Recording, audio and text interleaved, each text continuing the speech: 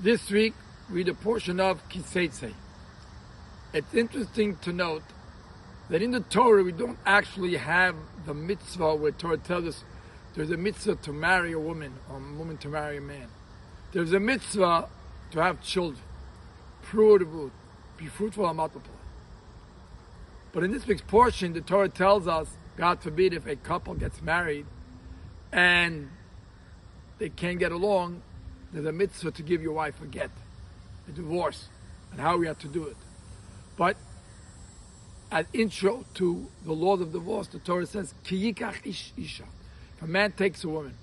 And based on these words, Ki yikach ish isha, a man takes a woman, the Torah tells us that this actually refers to marriage.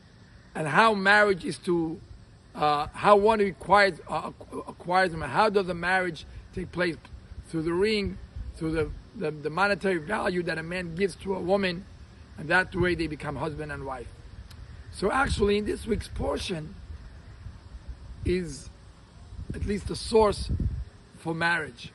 As many of you know that this week my wife and I were fortunate to marry off our daughter Frumi to her husband, Rabbi Menachem Mendel Brauer, and we celebrated the wedding this week upstate. It truly was a beautiful, beautiful wedding. I would like to thank all of you who came and participated and enhanced our wedding.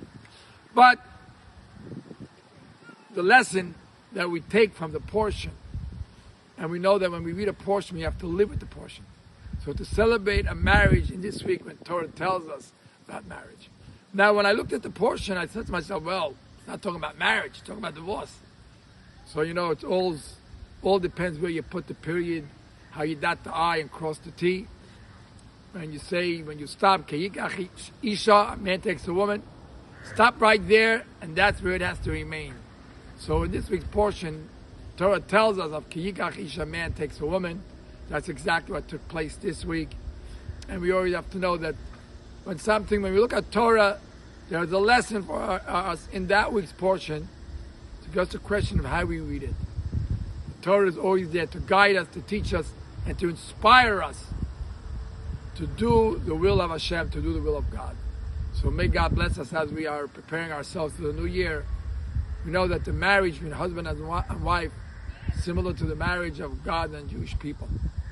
So just like we celebrated a marriage of a husband and wife here this week, may we quickly, hastily merit to see the marriage of God and Jewish people speedily in our day. Amen. A good, blessed year to you all. Shabbat Shalom.